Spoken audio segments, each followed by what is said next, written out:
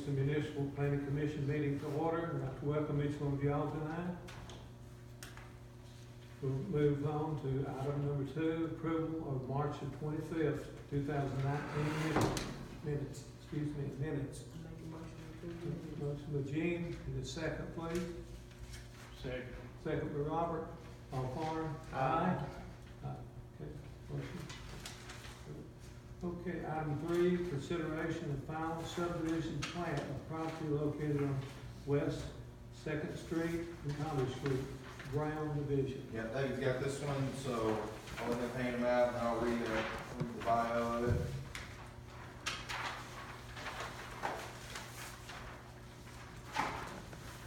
Okay, this is the Ronald Brown Division for the purpose of subdividing 0.76 acres and 2 proposed new lots for property located on West 2nd Street and College Street. Lot 1 would consist of 0.19 acres or 8395 square feet, which our minimum in R2 is 7,500, so we're well over that. And an existing residential structure. Lot 2 would consist of 0.57 acres. It is currently vacant. Again, much more than the required minimum square footage there. Both proposed new lots are zoned R2, which is high density residential, served by an existing 6-inch water line and an 8-inch sewer line. Lot 1 would require a 17-foot setback variance, front setback variance from the Board of Zoning Appeals on an existing structure. So we're not asking to build, it's already on an existing structure. And it would comply with all other subdivision regulations and Board of Zoning Appeals requirements. So we do have a BZA meeting directly following this meeting, which will address this front setback variance request. Hello, Ricky. Hey. Any questions regarding this division? Open ditch down through there, probably. Just won't be able to build on it. Just call it a permanent, the note of the top says considered permanent drainage easement. Yeah. Part of it's open, part of it's pipe. It's what? It's got a pipe under it. It comes from across the street. With the Brian River property, I guess where Brian and Polly live, if y'all know it. There's a catch basin on that side, and it runs under to another catch basin. And then part of it's pipe, part of it's ditch. And it'll come down past, to the hospital. Hospital. Yeah. But they can build on this side of it. Yeah, there's plenty of room to build up, put a Oh, building. yeah. Plenty of room. Yeah. It's just, but to answer your question, Robert, you wouldn't be able to build anything on top of it. Oh, I know that. Yeah. But no other issues that I see. Again, this would be pending, Board of Zoning. I move we approve this pending the Board of Zoning Appeals. Okay. Second, Ricky Mack. All for, let me know by saying aye. Aye. Okay, motion carried. Thank you, David. Thank you all. You got it. What's the intent of that? What's he requesting this to do? I'm not sure what this is. It's not a site plan, it's just a subdivision plat. It meets the requirements where it doesn't have to have 2 readings, it only has to have 1. So, they really don't have to tell us what they're doing here. I'll tell you, they have a guy interested in buying the house, he's gonna flip it, work on it, sell it, and they kept, he didn't want to empty like it's on the house. Yeah, and lot 2 doesn't require any variances, so it complies with everything, so yeah, we're good there. Okay, moving on, item number 5, other business. Yeah, I would just like to address something with you guys. We don't have a lot of time because we've got a BZA meeting kind of on top of us here in a few minutes. But we had been talking about our parking requirements. And I just got back from a planning conference, and of course, when you do that, you come back with all kinds of new ideas and things. You're the smartest guy in the room, and everything like that. But one thing that I brought up our parking requirements at this national conference, and they all kind of looked at me very strange, and they said, "Oh, you still have those?" And I said, "Yeah, we still have them." And the trend nationally is not only are they doing away with parking minimum requirements, they're adding maximum requirements. They're having parking maximums as to discourage an abundance of public parking. The reason for that, and I know we can't apply all scenarios nationally to Livingston, but they're trying to discourage automobile use. They're wanting to be greener and things like that. And while I don't know that we're ready to go into that direction, Smithville has adopted a new zoning ordinance that does not have any parking requirements. And that is kind of the way that things are going. They allow the business owner to determine how many parking spaces that they need. And so what I would like for us to do, and I'm going to do this as well, and when we have more time, I'd like to open further discussion on it.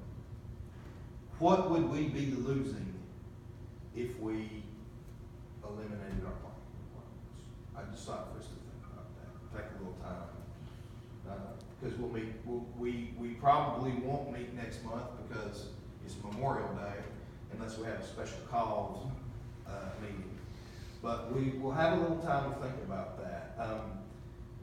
The thing that I can think of, and it just goes back to our Overton County Administrative Building. You know, they had an abundance of parking, but yet still did not meet the requirements that we had. And so, I'd like to do some additional research on the matter with folks like Cookville Planning Department and some other cities, not necessarily counties, because they don't face the same demand that cities do for parking. So I would like to talk with some other folks about that, but I'd like you to think about the benefits and the negatives if we were to consider doing away with our parking The requirements. business owner, you mentioned that, the business owner. And it's pro-business owner, Uh-huh. in my opinion. I mean, they can determine. Well, if they come back, I've got 10 employees. And then, where's our customers gonna work in that at? I just saw this app. Sure, Problem never happened. but you know what though, Phil, I've never been a fan of basing parking spaces based upon employees, because that can change just like that. I mean, I'm more for square footage requirements or a number of seats. Say if you're at church, you do a parking space for every 4 seats that you have or something like that. Because if you're starting a business and you have 3 employees and we base it on that number, but let's say you grow and expand and you grow to 20 employees, I mean, it's hard for us to go back and catch that every time you add or subtract an employee, you have to add or subtract a parking space. Do you believe that part of this nationwide move toward eliminating that requirement is due to the fact that more and more people and businesses are doing services online?